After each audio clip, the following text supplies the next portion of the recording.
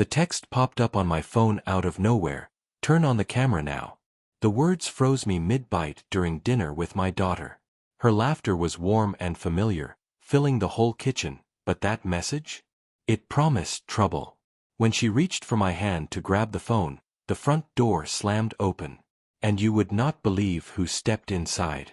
Before we go any further, if my story has found you, hit subscribe, and tell me in the comments where you're listening from. I want to see just how far my words can travel. My hands were shaking as I stared down at the check.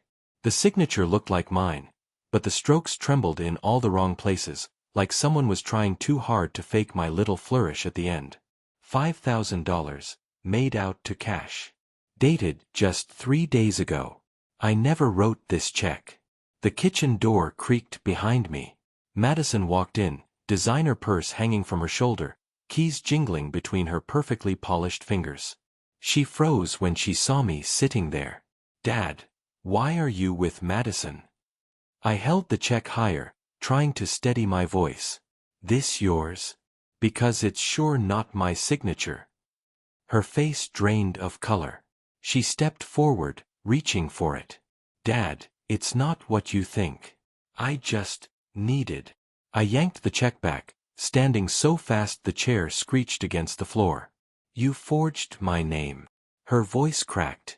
I'm in trouble, okay? Real trouble. The bills keep piling up, and after last time, I couldn't ask you again. So you decided to steal from me instead. Madison gripped the counter, knuckles white. It's not stealing. You're my father. I knew if you understood. Understood what? That my daughter is a criminal. The word hit her like a slap. Her eyes lit with something sharp. A criminal? Really? After everything I've been through since Mom died, you think I wanted this? My chest tightened. Linda's death had wrecked us both, but Madison, she'd spiraled. Gambling. Shopping. Lies about where the money went. Your mother always worried you cared more about money than people, I said quietly. Her voice turned to ice. Don't you dare bring Mom into this. She would have understood. Helped you forge checks? Lied to banks. She stared at me, then let out a laugh that sounded broken. You think this is about one check? You really don't have a clue, do you? Something in her tone made my stomach drop. What do you mean? She turned toward the living room. Forget it. Forget everything. I followed her, still gripping the check. Madison, what don't I know? She was shoving things into her purse, her charger from the coffee table, perfume from the mantel, moving fast, like she was getting ready to run. You want answers? She spun, eyes blazing. Fine. This isn't the first time, Dad. Not even close. And I'm not sorry. You sit here counting your pennies while I'm drowning. Well, congrats, you finally caught me. The room seemed to tilt. My knees went weak. What are you saying? I'm saying you never understood me. Mom did. You just judge. Always criticism, never solutions. She zipped her purse hard enough to make the zipper jump. I'm done explaining myself to someone who only sees me as a disappointment. How many times? My voice barely came out. She stopped at the door, her hand on the knob. Looked back at me with something almost like pity. More than you want to know, Dad. Way more. The door slammed. Through the window, I watched her cross the driveway, heels clicking on the pavement. The engine roared to life, and just like that, she was gone. I stood in my living room, alone, still clutching the check that had kicked this whole nightmare into motion. Outside, a neighbor's dog barked once. Then silence. The next morning, the subway swayed under my feet as we rolled into the financial district station. I'd barely slept. Madison's last words kept looping in my head. More than you want to know. That folded check felt heavier than it should, soft at the creases from me opening and closing it all night. I had to find out how deep this went. The bank tower loomed 40 stories into the gray morning sky. Inside, marble floors gleamed under bright lights, and the rush of early business swirled all around me. At the reception desk, I asked for someone who could help me go through my account history.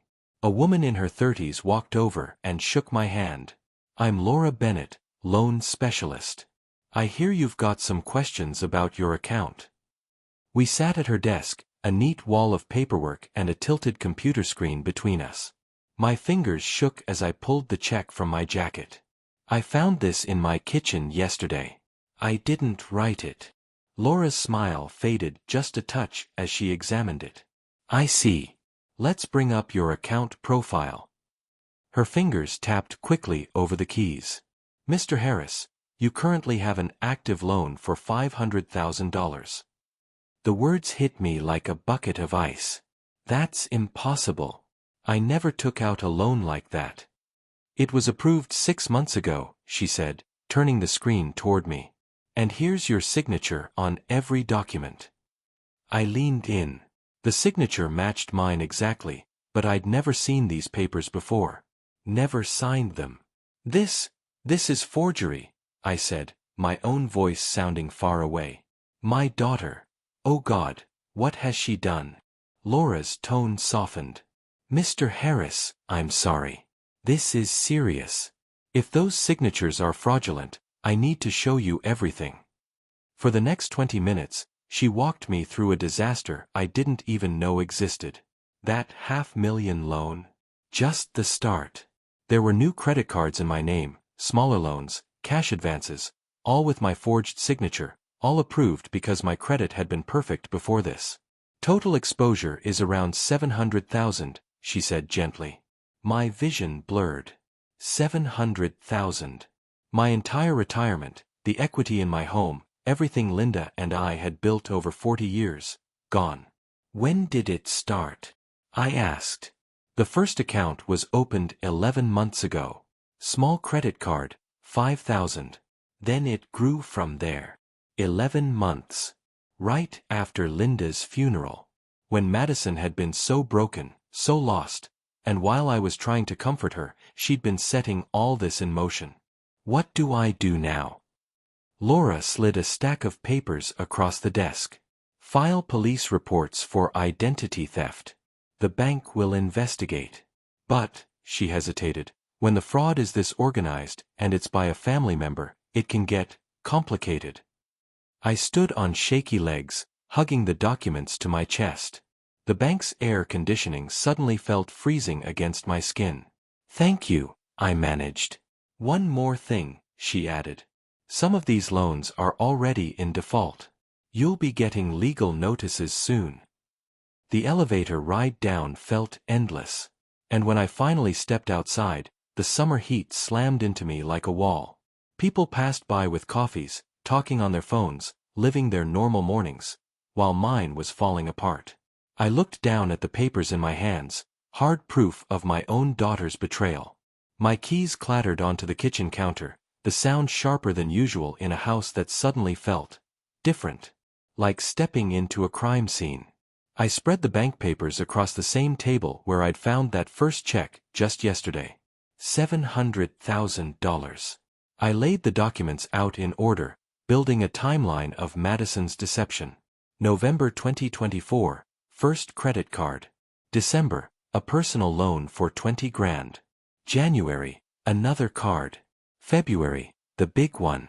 A $500,000 mortgage. Against my house. My house. The one Linda and I bought as newlyweds. The one where we raised Madison. Where Linda took her last breath in our bedroom upstairs. I wandered into the living room, needing to see her face. Linda smiled back at me from a framed photo on the mantel, taken on our 30th anniversary. She was wearing her blue dress, the same one Madison had borrowed and never brought back. "What would you tell me to do?" I asked the empty air. Linda had always seen through Madison's charm. "She loves money more than people," she'd said once, after Madison borrowed $200 and disappeared for a week. "One day, that's going to ruin someone." I defended our daughter, called Linda too harsh, too suspicious. But now, I knew she'd been protecting me. Back in the kitchen, I grabbed a legal pad and started scribbling. My options were few, and all of them hurt. I could go to the police, file charges for fraud and identity theft. Madison could end up in prison. Or I could try to keep it private. Demand she pay me back.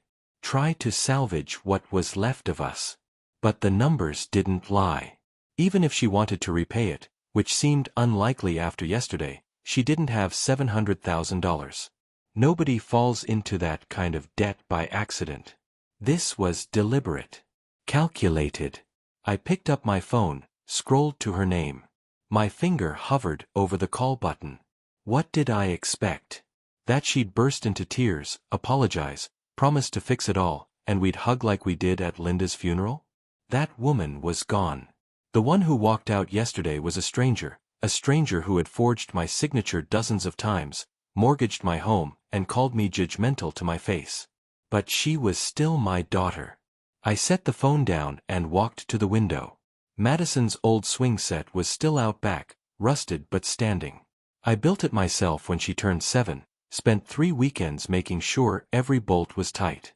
The irony wasn't lost on me. I'd spent her whole life trying to protect her, and she'd grown up to be the one I needed protection from. My phone buzzed. A text from my old partner, Jack Reynolds. Haven't heard from you in weeks. Coffee this afternoon? 25 years with the NYPD, retired now, but still sharp as ever. Jack had seen every form of family disaster, every kind of betrayal. If anyone could tell me what to do when your own kid wrecks your life, it was him. I picked the phone back up, but instead of calling Jack, I stared at Madison's name again. She needed to know I'd uncovered everything. Needed to know this wasn't going away. Whether I involved the police or tried to settle it between us, she had to understand the scale of what she'd done. My finger moved toward her contact. One call could change everything between us forever. But keeping quiet wouldn't erase the debt. Wouldn't unforge the signatures. I hit the button and listened to it ring. 24 hours later. I was still staring at her name on my screen. The bank papers were still scattered across my kitchen table, looking more like evidence than bills. I'd gone over what I wanted to say a dozen times, but my hand still shook as I hovered over the call button. It rang 4 times before she picked up. What do you want, Dad? Madison's voice was as cold as it had been the last time we spoke. I know about the $500,000 loan, I said. Explain it to me. Silence. In the background, I could hear a TV, some sitcom with canned laughter that felt downright obscene given the situation. What loan? She asked at last, but there was a tiny shift in her tone, uncertainty edging out her confidence. The $500,000 you borrowed against my house. The bank showed me everything. Dad, you're exaggerating. It's just temporary financial trouble. Temporary. My voice went up as I gripped the phone tighter. I'm looking at 12 forged documents, Madison. 12 credit cards, personal loans, cash advances. $700,000 total. The TV cut off abruptly. I pictured her fumbling for the remote with the same shaky hands I'd had when I found that first check. You went to the bank, she asked, her voice suddenly small, like the little girl who used to beg for bedtime stories. I had to know how bad it was. And now I do. I picked up one of the documents, reading it aloud. November 15th, personal loan, $20,000. December 3rd, another credit card. January. Stop. Her voice was sharp. Just stop. Okay. I never meant for it to go this far. But it did go this far. You mortgaged my house, Madison. The one your mother and I bought. The one where she died. The one I planned to live out my last years in. You always make it about money, she snapped, her voice turning vicious. What about what I've been going through? What about my problems? My problems. My free hand clenched into a fist. You created your problems by stealing from your own father. I didn't steal. I needed help. And you're always so stingy with everything. Mom was right about you. The mention of Linda's name hit me like a punch. Don't you dare bring your mother into this. She would be ashamed of what you've become. Ashamed? She shot back. She understood me. She knew what it was like to want a better life. You never understood either of us. I turned toward the window.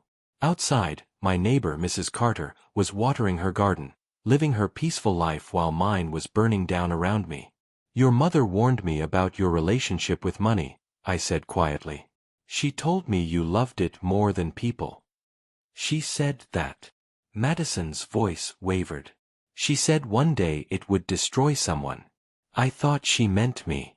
I never imagined she meant you. Dad, listen. No, you listen. My voice came out harder than I planned. I trusted you. After your mother died, I tried to be there for you. I gave you money without asking where it went. And this is how you repay me. You don't understand the pressure I'm under. The bills, the payments. Pressure you created, I cut in. I had a simple retirement in mind. Enough to live on. Maybe take that trip Linda and I always dreamed of. And now, I could lose everything, because my own daughter is a criminal. I'm not a criminal. You forged my signature dozens of times. You took out loans in my name. You stole $700,000. What would you call it? The only sound was her breathing, heavy, angry, the same way it had been during her childhood tantrums. I call it survival, she said finally. And if you can't understand that, Madison said, then maybe Mom was right about more than just money. What's that supposed to mean? Figure it out yourself. The line went dead.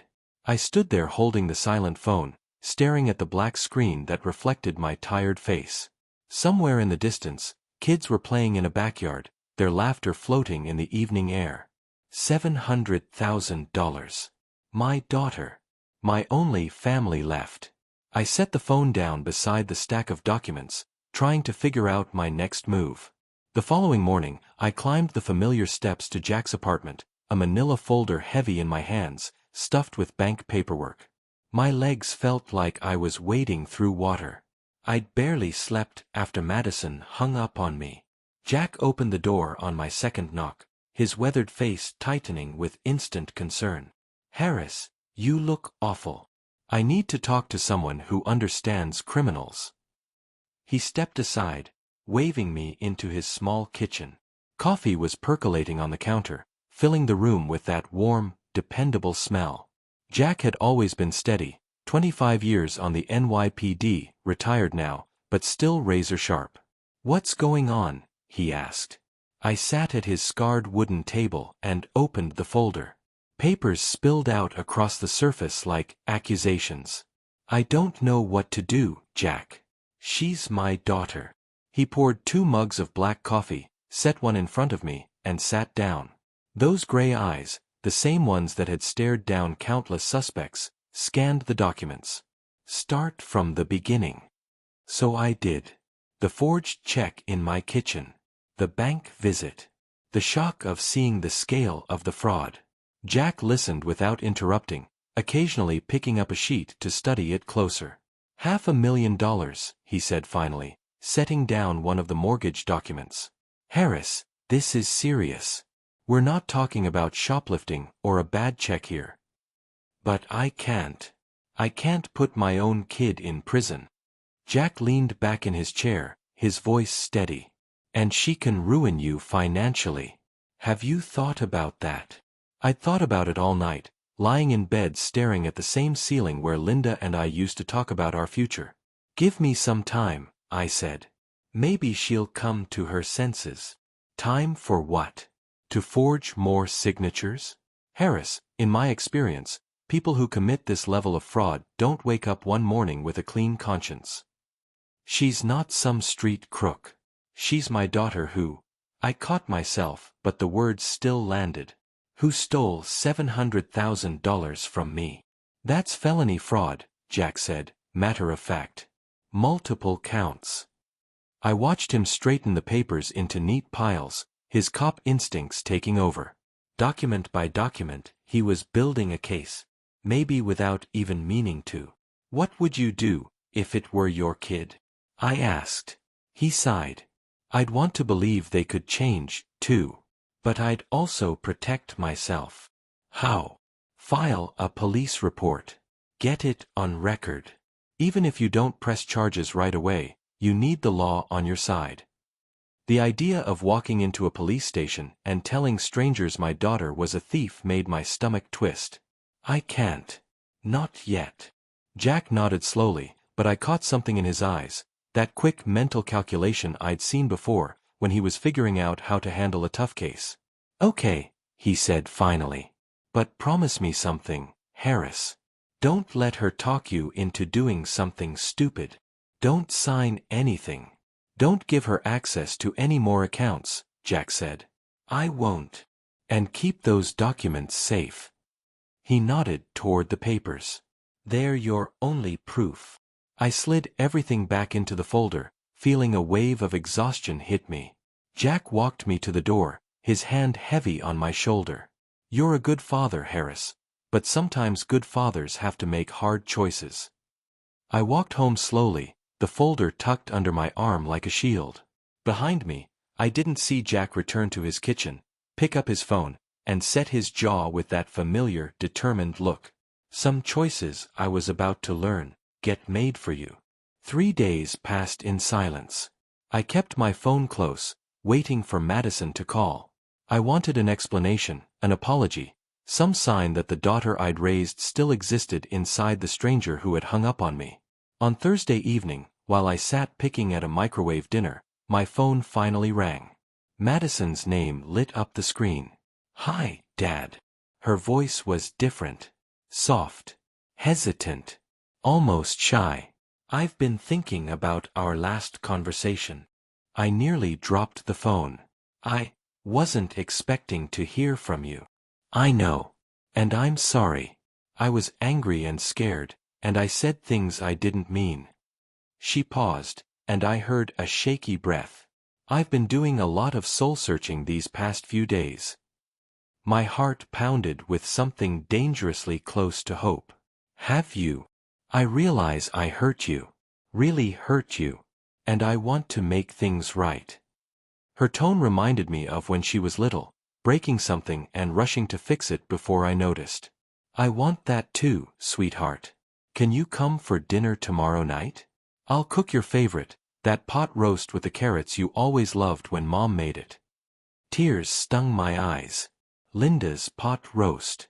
Madison hadn't cooked it since the funeral. "Of course. I knew you'd understand eventually." "I do understand. And Dad, bring all those bank papers. We'll go through them together, figure out how to fix this mess." Relief poured through me so strong I had to sit down. "Really? You mean that?" "I mean it. 7 o'clock tomorrow. And Dad, I love you. I know I don't say it enough, but I do." After she hung up, I sat in the kitchen grinning like a fool. This was the Madison I remembered, thoughtful, remorseful, ready to take responsibility. The harsh woman from before must have been talking out of fear, out of panic. People could change, especially when they saw how much they had to lose. The next day, I planned every word I'd say. How we'd work together to fix this financial mess. Maybe she could get a loan from her company, or we could set up a payment plan with the banks. The important thing was we'd face it together. At 6:30, I slid the manila folder into my car and drove toward Manhattan. Traffic was light, and I even found parking right outside her building. Everything felt like it was finally falling into place. In the elevator, I caught myself humming, something I hadn't done since Linda died. The smell of pot roast met me as soon as Madison opened the door, and for a moment, it felt like stepping back in time. "Dad," she said, hugging me tightly. I noticed she'd styled her hair the way Linda always liked it. "I'm so glad you came." The table was set with her good china, candles flickering between wine glasses. She'd even put on the dress I'd bought her last Christmas. "This looks amazing, Em," I said. "I wanted it to be special, a new beginning for us." She took the folder from my hands and set it gently on the side table. We'll go through all of this after dinner, okay? I want to understand everything. I squeezed her hand, gratitude swelling in my chest, believing my daughter had truly come back to me. I didn't realize she was laying the perfect trap. That morning, I woke before dawn, my mind instantly jumping to tonight's dinner. For the first time in days, something like hope stirred in my chest. Madison wanted to fix things. My daughter was coming back to me. Even my morning routine felt different, purposeful. I pressed my best navy suit, the one Linda always said made my eyes look younger. Every crease had to be perfect for tonight. After breakfast, I pulled out our family photo albums, something I hadn't done since Linda's funeral. Page after page of Madison's childhood stared back at me. Her first day of school, her gap-toothed grin in Christmas pictures, her high school graduation with that bright, proud smile. Where had that little girl gone? There she was at 7, a flower tucked in her hair from helping Linda bake cookies. And at 15, rolling her eyes at my camera but laughing anyway. The change hadn't happened overnight. Somewhere between her college years and now, the daughter I knew had faded, replaced by someone willing to steal from her own father. Tonight I get her back, I told Linda's photograph on the mantel. By noon, I had the bank documents sorted in perfect chronological order. Each page told the story of Madison's desperation, but tonight, I believed they would also tell the story of our reconciliation. We'd make a plan, rebuild on honesty. At the flower shop on 7th Avenue, I found white roses, Madison's favorite since she was little. Linda used to buy them for her every birthday. Special occasion? The elderly woman behind the counter asked. I'm reconciling with my daughter, I said. Her smile was warm. How wonderful. These will be perfect. I chose a dozen, wrapped in pale yellow paper. Madison always said yellow was the color of new beginnings. The afternoon dragged. I cleaned the house again, though it didn't need it. Checked my reflection a dozen times. Practiced the words I'd say, Madison, we can work through anything. I love you more than you'll ever know. At 5 o'clock, I called a cab. The documents went into my old leather briefcase, the flowers cradled in my arm. Linda's engagement ring, the one I'd saved for Madison's wedding day, slipped into my jacket pocket. Maybe I'd give it to her tonight, as a symbol that trust had been restored. The subway ride to Manhattan felt endless. Other passengers hurried past, lost in their own lives, while I clutched the briefcase, a bundle of evidence that held both her crimes and, I believed, our way forward. Her building rose in front of me, glass and steel stretching into the darkening sky. 6:55. Perfect timing. In the elevator, my reflection looked back at me, hopeful, nervous, still convinced love could fix anything. The roses filled the air with their sweet scent. The doors slid open, and there was Madison in the doorway, wearing the blue dress I'd bought her last Christmas. She hurried toward me, arms open. Dad, you look wonderful, she said, hugging me tight. She took the roses and pressed her face into them, breathing them in like they were the best thing she'd ever smelled. White roses, Madison said softly. You remembered. Her apartment smelled of pot roast, just like she'd promised. The dining table was set with her good china, candles flickering between crystal glasses. For a moment, it felt like stepping back into the days when Linda was alive, when family dinners filled the room with warmth instead of suspicion. This is beautiful, Em. I wanted tonight to be special, she said. A new beginning for us. She guided me toward the couch, taking my briefcase from my hands and placing it gently on the side table. Wine? I bought that Merlot you like. We sat across from each other at her elegant table, but something was off. She kept glancing toward the briefcase. On the coffee table behind her, I noticed a mess of bills. Peeking out from under a pile of magazines, credit card statements, overdue notices, the clutter of financial ruin thinly disguised. The pot roast is just like Mom's, I said, trying to pull the conversation back to the warmth of our phone call. I found her recipe card. Madison smiled, but it was tight, forced. Dad, about those documents you brought. We'll get to that. I cut another piece of meat, letting the familiar flavors carry me back. I'm just glad we're talking again. Me too. But her leg bounced under the table, that restless energy she'd always had when she wanted something. How much did you say the total was? 700,000. I kept my eyes on her, but said quickly, the important thing is that we're going to solve this together. She nodded, too quickly. Absolutely. That's exactly what I want to discuss. Her fingers tapped against her wine glass. I've been thinking about the logistics. I'm relieved you're taking this seriously, I said. Oh, I am. She leaned forward, her expression sharpening into something more deliberate. Here's what I need from you, Dad. To pay back that money, I'll need capital to get started. Seed money for the repayment plan. My fork stopped halfway to my mouth. Seed money. Just a small loan, maybe 100,000, to begin with. I have investment opportunities that could generate the income to pay you back fast. The pot roast turned to ash in my mouth. Madison, you owe me $700,000. I didn't come here to loan you more money. But, Dad, think about it logically. Her voice shifted into that patronizing tone she used as a teenager when explaining why she needed to stay out late. I can't make money to pay you back if I don't have money to invest. I set my fork down, staring at her across the candlelit table. Are you seriously asking me for more money? I'm proposing a business solution. The sweetness in her tone was fraying.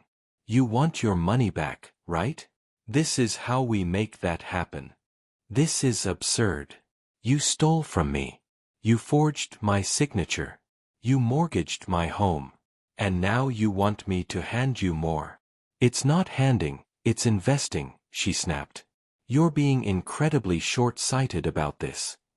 I pushed my chair back, the scrape of wood on wood echoing through the apartment. I'm short-sighted? You committed multiple felonies. Everything I did was for survival. Madison shot up from her seat, the cracks in her composure splitting wide open. You have no idea the kind of pressure I'm under, what it takes to live in this city and maintain a decent life. So you decided to destroy mine instead. I decided to use resources that were going to be mine anyway. She threw her arms out, motioning to the expensive apartment around her. When you die, I inherit everything. I just needed access to some of it now. The words hit like blows. This wasn't my daughter talking. This was someone else entirely, someone wearing Madison's face, calculating my death like it was a business transaction. Get out, Madison said suddenly. What? Get out of my apartment. Take your moral outrage, your self-righteousness, and leave. She moved toward the side table where my briefcase Saturday, and take these documents with you. I reached for it, but she was closer. Our hands collided on the leather handle. Give me that, I said. No, her grip tightened. I think I'll keep these. We stood there, both holding on to the briefcase, our faces inches apart. In her eyes, there was nothing of the little girl who once begged me for bedtime stories. Only cold calculation and barely contained anger. My phone buzzed in my pocket. The next moment, police officers were moving through Madison's apartment with slow, deliberate precision. Their cameras flashed as they photographed every paper, every scrap of evidence. I stood by the window, phone still in my hand, staring down at the glowing message on the screen. Mr. Harris. Detective Morrison stepped toward me, his notebook open. We'll need a formal statement about the crimes committed against you. I nodded numbly, trying to process how quickly everything had shifted. An hour ago, I'd been hoping for reconciliation. Now my daughter was in handcuffs, and strangers were bagging up the proof of her betrayal. These documents will become evidence in the prosecution, Morrison said, carefully sliding each page into a bag. The originals with the forged signatures are especially important. Will I have to testify in court? Most likely, yes. Your testimony will help establish the timeline and scope of the fraud. He studied my face for a moment. Are you all right, sir? This has been a traumatic evening. Traumatic didn't even begin to cover it. Detective, how did you know to come here tonight? How did you know about the dinner? The timing. Morrison glanced at his partner before answering with a faint smile. You have very caring friends, Mr. Harris. Someone called in a tip about ongoing financial fraud, said tonight would be the perfect time for an arrest. The weight of the words hit me hard. A friend called you? Yes. Someone with law enforcement experience. They'd been conducting their own investigation and decided it was time for official intervention. He handed me his card. They coordinated with us to make sure it was handled properly. Jack. It had to be Jack. 20 minutes later, I was in the back of a taxi, Madison's apartment building shrinking in the distance as we headed toward Brooklyn. The driver tried to make small talk about the weather, but I barely heard him. My thoughts were locked on the stone settling heavier and heavier in my chest. My oldest friend had orchestrated my daughter's arrest. Back home, I sat in my living room, surrounded by the same family photos I'd studied that morning when I'd been so certain reconciliation was possible. Linda's smile looked back at me from the mantel, and I wondered, would she be proud justice was served? Or heartbroken that our daughter was in jail? Maybe both. I was grateful Jack had protected me when I couldn't protect myself. I picked up my phone, scrolling to his contact. My finger hovered over the call button, just like it had the day I decided to confront Madison about the forged check. That felt like a lifetime ago. The message was still on my screen. Turn on the camera. There's going to be a show now. It all clicked into place. Jack had wanted video proof, Madison's confession, her demands for more money, her complete lack of remorse. He'd planned the whole thing. I pressed Jack's number and held the phone to my ear. Jack. You organized the arrest, didn't you? No hesitation. Yes. I did. I'd called him at 8 that morning after a sleepless night of staring at the ceiling. Even though I'd already known the truth, hearing him say it still felt like a punch to the chest. Harris, you never could have done this yourself, he said, matter of fact. You love her too much to see clearly. How long have you been planning this? Since the day you left my apartment. I could see you'd never press charges. Never protect yourself. So I decided to protect you instead. His voice carried that same calm authority he'd used in his NYPD days. I followed her for 3 days. You followed Madison? She was already meeting other potential victims, Harris. Mostly elderly men. She was lining up her next targets while she was working you for more money. I could hear papers shuffling on his end of the line. I documented everything, the meetings, the addresses, the pattern of behavior. My coffee sat untouched on the kitchen table, going cold, while Jack laid it all out. How he'd spent those days gathering evidence like the detective he still was at heart. I called Detective Morrison on Tuesday. Old colleague. Good man. Showed him the documents you gave me, plus my surveillance photos. They'd already been looking for someone matching Madison's profile. The text last night. That was you. I needed video evidence of her asking for more money, he said. Proof she had no intention of paying you back. I was watching from across the street, Harris. When I saw her grab your briefcase, saw things start to escalate, I sent the text and called Morrison. I walked to the window, staring out at the same quiet Brooklyn street where Jack and I had been neighbors for 20 years. You could have told me. No, I couldn't. You would have tried to stop me, or warn her, or find some way to sabotage your own protection. His tone softened. Friends protect each other, even when it hurts. She's going to prison. She belongs in prison. Harris, if I hadn't acted, you'd be bankrupt within a year. She was bleeding you dry and moving on to other victims. How many elderly people should suffer because you can't face the truth about your daughter? The words burned because they were true. I would have kept hoping, kept believing she could change, right up until she destroyed me. What happens now? Now you testify. You tell the truth about what she did. The prosecution's got a strong case. They'll probably offer her a plea deal. I sat back down at the table, feeling drained. I don't know how to feel about this. Feel grateful someone cared enough to do what you couldn't, Jack said gently. Feel relieved your future's secure. Feel proud you're finally holding her accountable.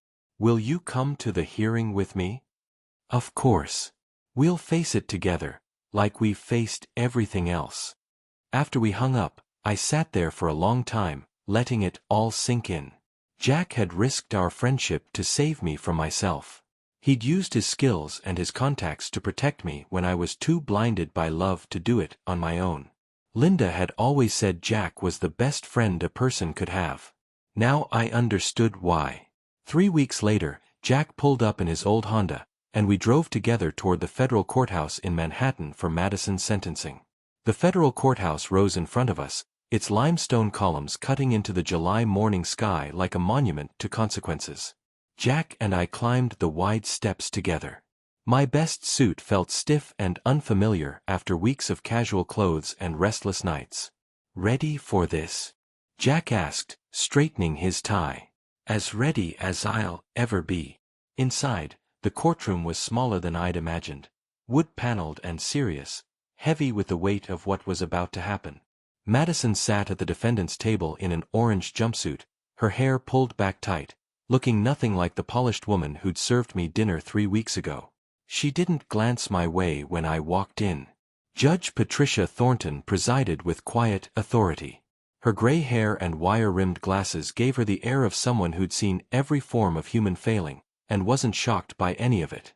Mr. Harris, she said when my turn came, would you like to provide a victim impact statement? I stood, my legs unsteady, the speech in my hands trembling slightly. Your Honor, my daughter stole $700,000 from me over 11 months. She forged my signature, opened accounts in my name, and mortgaged my house without my knowledge. My voice steadied as I went on. But the money isn't the worst of it. She destroyed my trust. She manipulated my love for her. And even when she was caught, she didn't apologize, she asked for more. Madison's shoulders shook, but she didn't turn to face me. I love my daughter, I said, but I can't enable her anymore. She has to face the consequences of her choices. When it was her turn to speak, Madison rose slowly. I'm sorry for what I did to my father. I was desperate and made terrible choices. Her words were quiet, but they felt practiced, the kind of apology rehearsed over weeks in a cell. Judge Thornton's voice was steady as she delivered the sentence. Madison Harris, you are hereby sentenced to 4 years in federal prison for identity theft, document forgery, and bank fraud. You are also ordered to provide full restitution to the victim in the amount of $700,000. The gavel came down with a sound that felt like a door closing for good. As they led Madison away, she finally met my eyes. I hope you're happy now, she said. I hope you learn responsibility, I replied. Outside, Jack and I descended the courthouse steps slowly. The summer heat rolled over us like a cleansing wave. Justice has been served, my friend, Jack said simply. I nodded, feeling something I hadn't felt in months. Not happiness, but peace. There was nothing joyful about watching your child face prison. But after months of manipulation and lies, there was relief. Thank you, I told Jack, for doing what I couldn't. That's what friends are for. We walked toward his car, 2 old men who understood that sometimes protecting someone means refusing to enable their worst impulses. Linda would have understood. She'd always said love without boundaries isn't really love at all, it's just another form of harm. Madison would serve her sentence, repay what she owed, and maybe, finally learn something about accountability. I would rebuild my life, my finances, and carry forward the knowledge that I had chosen justice over blind loyalty. The scales had balanced at last. And if my story stayed with you, tap that like button and subscribe. It lets me know you're here, and it helps this story reach the people who might need it most.